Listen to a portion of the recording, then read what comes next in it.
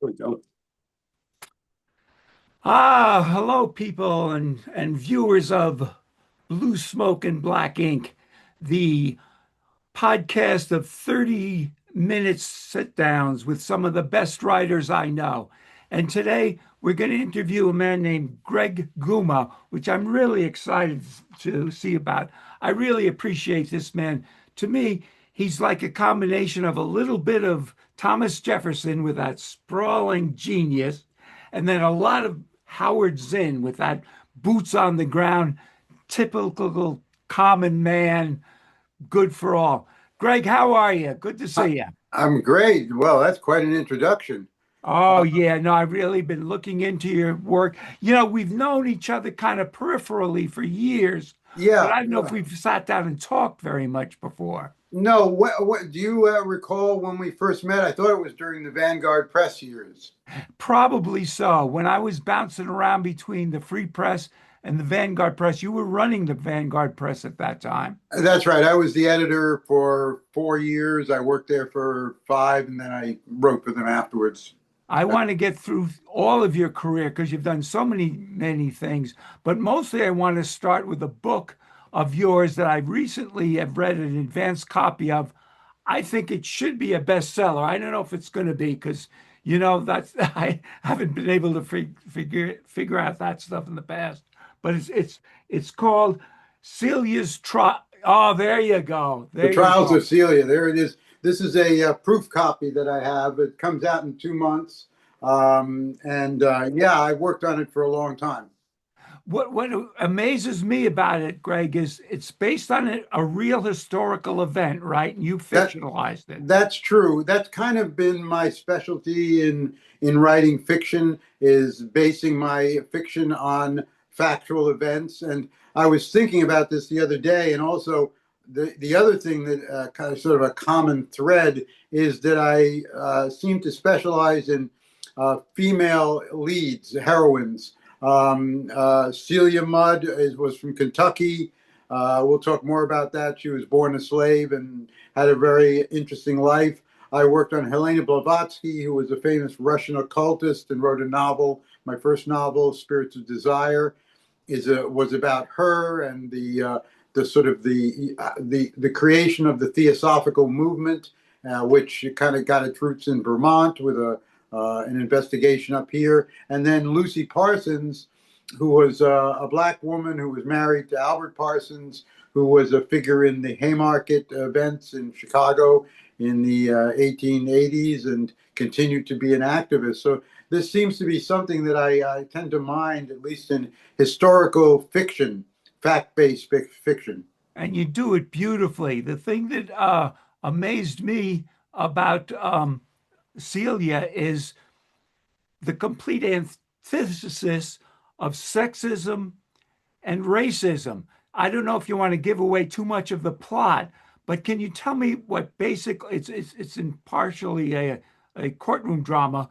Yep. What is the trial about? What did this man do that led to this trial, which is What just amazing? Yes, well, Celia was born a slave in 1859 on a farm in rural Kentucky, Bardstown, which had been a kind of a thriving community and was now kind of in the background. And she was the property, along with her whole family, of this Lancaster family, white family, who had been in the country for a couple hundred years. And after the war ended, she did not leave like a lot of people did or migrate to the north. She stayed, became an employee, grew up, was educated by Sam Lancaster's mother, who was the kind of matron of the land. And when he died, Sam Lancaster, he left her, Celia, the farm, and which was a highly unusual. I mean, women couldn't really even inherit property until the end of the 19th century. So this was still a very unusual thing. And he had a brother, Robert, who he'd been in business with throughout his life, Sam Lancaster. And his brother went to court to challenge the will. And that's what the novel really explores.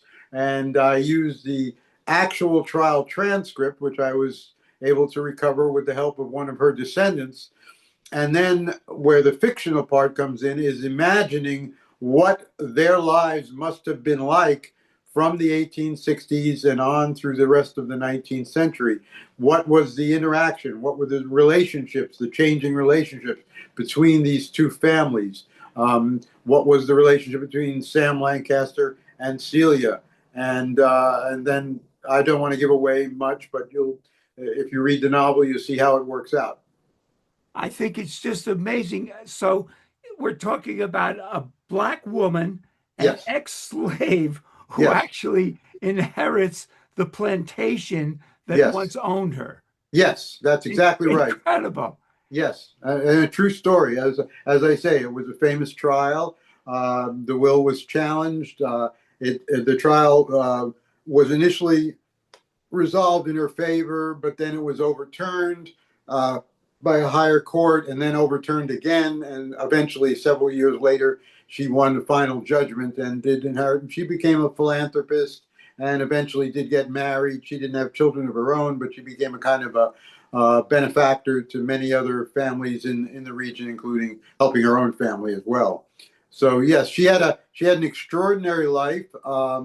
There's a lot of, I mean, in the background of the novel, there's a lot of violence of the period, but this is an unusual story because it's not just about racism, but it's also about the very slow and painful process of reconciliation and forgiveness and how the different the two races managed to struggle along together, living for 40 years. She didn't inherit it until she was 42, and she became free at about the age of 6. And then from 6 on, where she was educated by Anne Lancaster, Sam's mother, taken into the household, and eventually became the manager of the farm. An incredible story. Just as I say, the racism or anti-racism or antithesis, and the sexism too. She was a woman. She was an Yes, ex-slave. I know I keep repeating this, but that I just think it's terrific. How long or how far are you in the process of getting this into print, Greg? well, I When we mean, get to see it? it's scheduled to be published at Thanksgiving, and after many years, I got this story, by the way, as a result of meeting one of her descendants. An ex-girlfriend, who college girlfriend, contacted me because she knew that I occasionally did this kind of work for people. And this Georgia Davis Powers, who was a state senator in Kentucky, the first black woman to become a state senator in Kentucky, wanted to write this history or have written for her the history of this relative of hers, and but she was having trouble doing it. And so she invited me down to Kentucky. I visited the farm. I saw the slave cabin, the house. I explored local records, the two family histories, and then wrote this novel based on the facts that I could find. And Georgia Davis Powers was a remarkable woman. She died about 9 years ago, but I had already written the novel at that point, and I've been revising it since then because I wasn't really satisfied with my first. She was satisfied, but I wasn't. Well, I've managed, as you know, to read the draft which is coming out, and Yeah. I was just blown away by it. I mean, just incredible. We'll really be looking forward to that. Well, I Give us, appreciate that. I appreciate that, and it's my third novel, and I hope there'll be more. show us the cover and give us the name again, Greg, and then we'll get into other things. Yeah. Okay. So it's called The Trials of Celia. This is a kind of a band saying you can't resell it. But yes, and that's not her, by the way. That's not her. I don't have a good picture of her for the cover, but yeah, this is what it'll look like, and Oh, it'll be that's available on Amazon. And I don't know that it's going to be a big bestseller. It's an independently published book, and the market is pretty difficult to penetrate. But I appreciate this. Opportunities like this help. Thank you. well, you're welcome. I mean, it's certainly got a hook. You know, they talk about having a hook, and an ex-slave, a woman inheriting the plantation that once owned her is a phenomenal story. Let's get on to some of the other things you've done. I was just looking through some of your portfolio on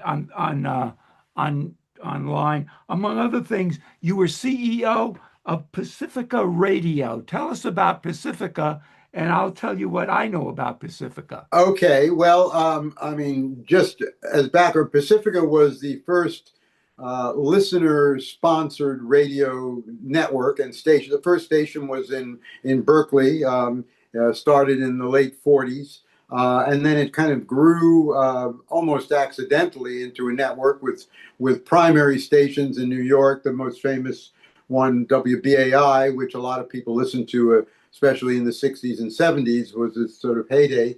Washington, D.C., Houston, Los Angeles, and then Berkeley, as I mentioned. Those are the five owned stations, and then it has over 100 affiliates.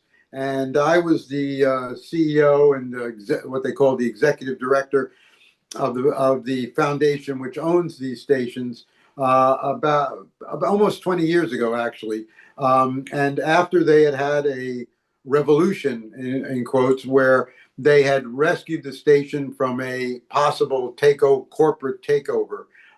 They were concerned that it was becoming too mainstream, too much corporate influence, and the listeners rose up and took back the network, and they wrote a new set of bylaws and a new structure, which was highly democratic.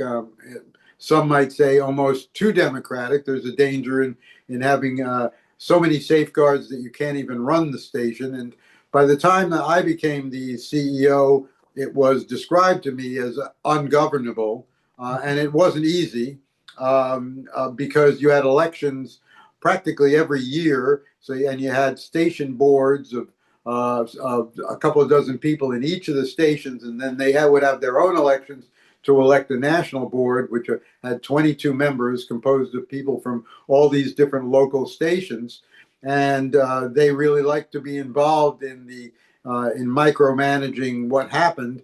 And so there were pressures on the executive director to really make change, but high limits on the ability to make change because you could be vetoed or blocked by a variety of mechanisms. We ran the meetings, unfortunately, in a way, by Robert's Rules of Orders, which isn't necessarily the best thing for encouraging discussions. It's a very goal-oriented process, and so it could be used to obstruct things. And so a small group of people in one station could block change from occurring. And at the time that I was the CEO, the big change that was in the works and was already happening was the digitization of radio and the movement to multi-platform broadcasting. So it wasn't just what we call the terrestrial station, but also the possibility of online and streaming and podcasts and all of that was just beginning to occur. But unfortunately, there were so many stakeholders that you couldn't really get agreement to a licensing regime which would allow the many programs that were created by these largely volunteer broadcasters to be aired or to be distributed nationally, because they were already very protective of their own programs. And so we were, in a sense, left behind when digitization occurred. And that was one of the primary struggles that I had. Also, the election process itself was highly contested. There were always people claiming fraud or rigged elections, like you hear in the country at large. I felt like experience a microcosm of what has occurred in the United States, where you had actually almost all progressive people, but unable to reach agreement and constantly demonizing one another. Yeah, I think you've written a book about that process in your life Yes, too. I wrote a book called Managing Chaos, which is a kind of about the alternative media and my experience in it there, also at the Vanguard Press in Vermont and in other alternative media. And it plays a primary role in that book, which is totally nonfiction, unfortunately, and was a eye-opening experience for me.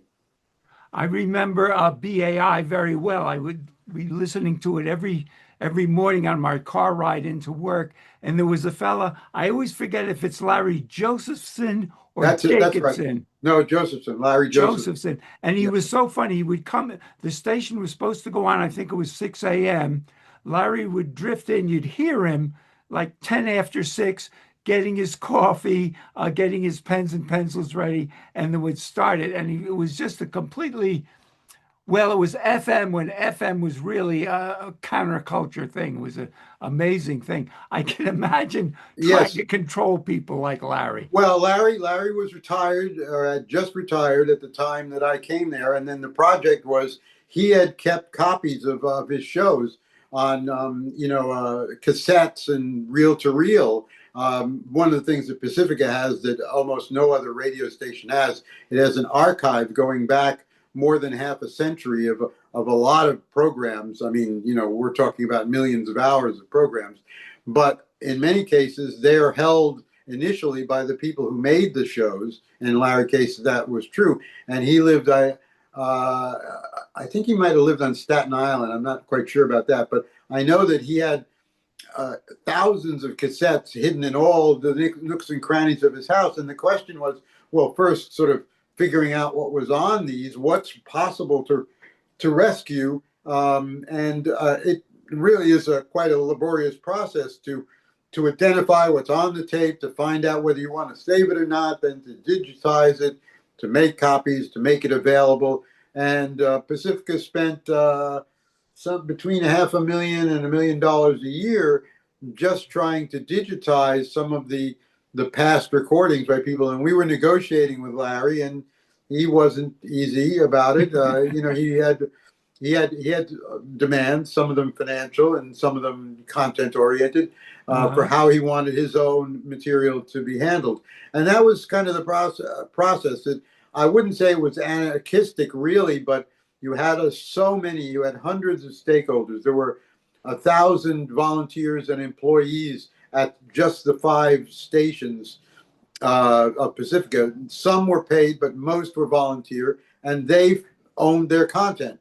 And so you had to negotiate with them to try to arrange to be able to distribute both what shows they were making in the present, but also anything from the past that you might want to rescue. But, if you want to hear Martin Luther King and Malcolm X and, the history of the civil rights movement, and in documentaries today, oftentimes they will use, if you hear audio that's 50 years or more old, it's often from Pacifica recordings because radio did not keep the recordings. Yeah. The show went on the air and that was the end of it.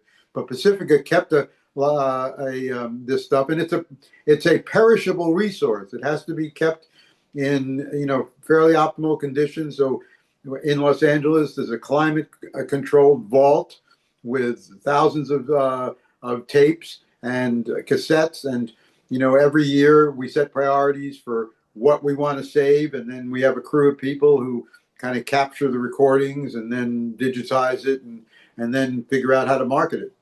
Wow, that's amazing. You've written a book called Fake News Journalism in the Age of Deception. How would, if you were king of the world, how would you Please, prefer no. journalism to be processed and saved and distributed? I know you think it's mostly phony right now, but what's the solution to that, Greg? Is there any? You want to jump to the solution. Well, first of all, Yeah. the premise of your question is if I was king of the world. Unfortunately for me, I wouldn't want to be king of the world. I don't think that we need a king Yeah. of the world or the country. And that's part of the problem. And as you know, one of the problems now is that we have, very few people with control of these very powerful vehicles. And now we're, in a sense, being captured by people who control algorithms, which determine what you see and have a strong voice, even stronger voice than network television ever had in the old days, over how we think about issues. And unfortunately, now truth is very difficult to find. And with AI, it will become even more difficult to find. And so, I'm not sure what the solution is. I think diversity is one of the strategies. It requires an educated public. I think that's part of what goes on. Media literacy, taught and encouraged from a very young age, which would encourage people to ask more questions when they're younger, to be inquisitive, and to be somewhat skeptical. And I think that's going to be a skill and a something that people are going to need to exercise even more and more. So I suppose I would say, if I was in charge of something, that could influence public thought, I would encourage people to have diverse sources of information, to question authority, to decentralize power wherever you can, and that's where I guess I separate myself from some of the left in this country and around the world that wants to sort of go back to the past. If only we could recapture the norms of the past in the United States. Well, I think the United States may have been a good idea at some point, although I think the jury is somewhat out on that. But I think that we no longer really have one country. We have several different countries and several different cultures. The culture of the South and the culture of the West are as different from the culture of New England as we are from countries in Europe. And so I would say, let's look on the bright side, that if we can encourage more autonomy, regional autonomy, challenging of repressive or obsolete laws, encouragement of regional pacts between states, and recapturing some of the powers of states and local communities, we can begin to create a series of regional cultures. If the New England states and formed their own pact and began to separate themselves from the decisions of the federal government wherever they can, and formed, in a sense, a resistance alliance, we might be at the beginning of a decentralization process, which will not recreate the United States, because the United States is probably has probably ended in a way. I have to say, it's been disunited, and I think this process was probably underway before Trump, but he's accelerated it. He's made the differences obvious, and now you have a strong minority of the country that disagrees with the direction that the other strong minority is going. We don't have majoritarian control of the country. We have a minority of the country and a movement, a Christian nationalist movement, which has taken control of one of the political parties, and through it, the national government, and is attempting to foist its vision on the rest of the country. And I think that will continue to be resisted. And the question is, what is the effective resistance? And I would say a gradual devolution and decentralization of power, and giving more power to states and regions to create their own future, is a beginning of a solution. And I would hope in 50 years we'll be further along on this. Wow, that's an amazing theory, an amazing want. You and I both grew up in a world where people listened to Walter Cronkite or the New York Times, Yeah. or two or three other, even CBS, trustworthy networks, and it's all gone, isn't it? I mean, it's never to be replaced. But that was a myth. But I mean, I don't know if you agree with me, but that was somewhat of a myth too. I mean, Walter Cronkite said that's the way it is, but that often wasn't the way it was. He was a messenger of the political establishment of that time. The consensus was easier to manufacture, as Noam Chomsky, Manufacturing Consent, has put it, because you didn't have as much competition. You had three networks, and right. They all came up from the same school, through the same journalistic community, and so there was a lot more consensus, at least among that particular elite. Now that has broken down now with the internet, and the proliferation of voices, and now the problem is no longer scarcity. The problem is figuring out what is true, what is relevant, and what is accurate, and overabundance. We're being assaulted with information to the Yes. point where we have trouble deciding what to believe and what not to believe. And the future is not going to make that any easier. And the idea that we're going to come to some future consensus that there's going to be one America again, and we'll all buy into the same vision, I think that's a fantasy. But one of the problems is with all of these different sources of an, I'll call it news and put the news in quotes, you would think people would be more open to various political and social opinions, and they're not. Everybody on both sides have become more hardened on their beliefs and refuse to listen to anyone else. Yeah, I think if you follow my logic, if you free people from being feeling captive of an oppressive system, the left now feels that it's being forced to submit to a repressive regime. The right feels that it's been victimized and persecuted in the past and is now seeking retribution or revenge for that. Yeah. Now, if you free people from those, to some extent, myths, and to some extent it's true that if you free people from those forms of oppression, if you allow people to feel that they can express themselves, then they will be more open to other ideas. We have a dynamic where if you admit that the other side has any point at all, you are viewed by your side as a traitor, and that forces more conformity. That's the process that we've seen, is that the idea of compromise has become a dirty word.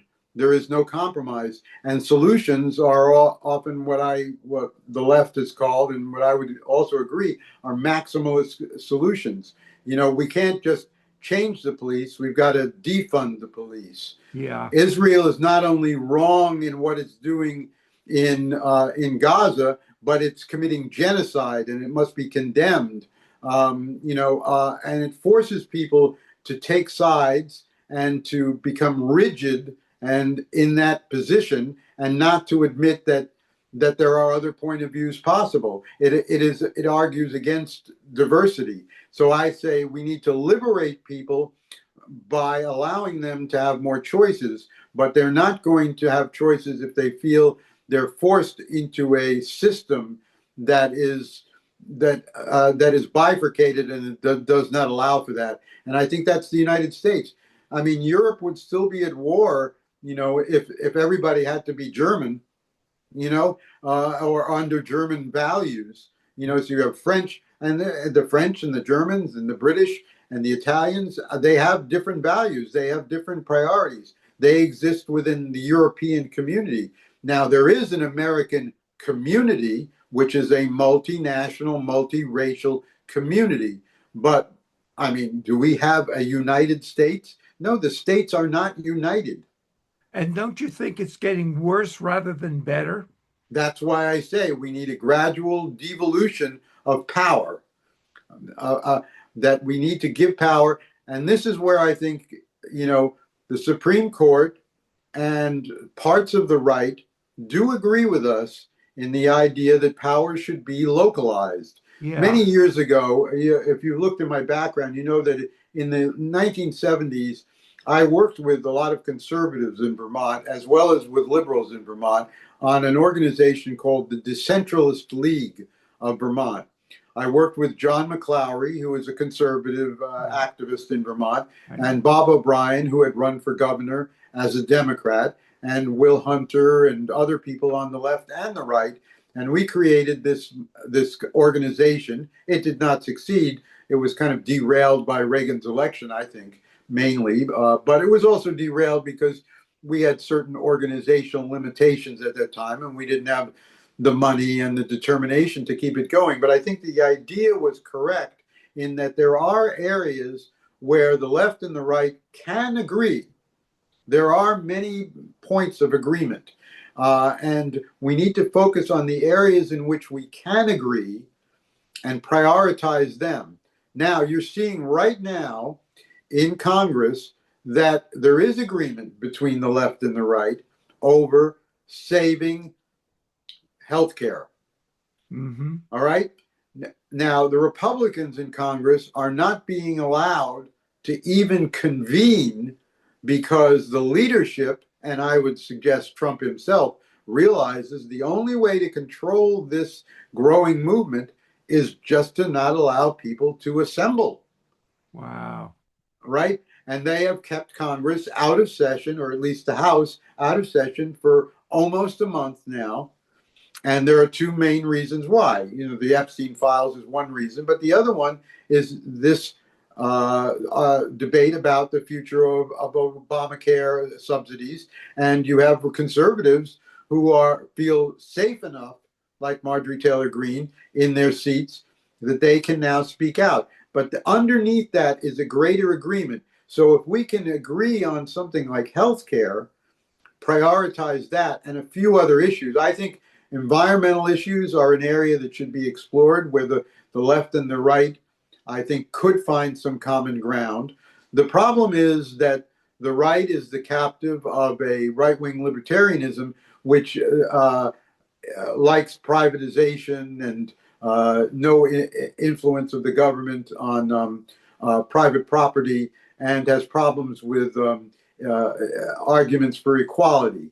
But the left, has its own problems. Has taken its attempt to apply social engineering to the country, and it has also got to find a way back more toward a common ground with the right. And so I perhaps that is a hopeful area. And even if you start devolution, you will have those debates. And if you can find common ground on three or four very important things and work on them and set aside the other differences, or at least debate them separately, you might find a way forward. But right now, as long as we have a dictatorial regime and a country which is unlikely to become united again, we're going to continue to have this problem. And I don't think that the election of a Democratic president would change that. Greg, that's amazing. When I introduced you as a combination of Thomas Jefferson and Howard Zinn, I was pretty close on the mark. That was amazing. I wish we had time to go on and on about this. Um, uh, Zoom has just informed me that I've run out of my 30 minutes. I have to start paying if I don't. So I'm going to have to call this fantastic discussion to a close. Give us the name and the cover of the book again, and Yes. let's decide on a Greg Zuma part two at some point. Okay. Well, it's called The Trials of Celia. It'll come out at Thanksgiving. You'll be able to find it on Amazon and hopefully in on other platforms. And I hope you give it a look. And I appreciate the time you've given me. And I'd love to come back.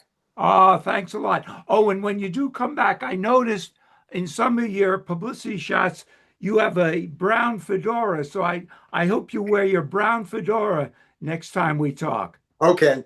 Thanks, Got it. thanks, Greg. Okay. Bye now. Take care. Pleasure.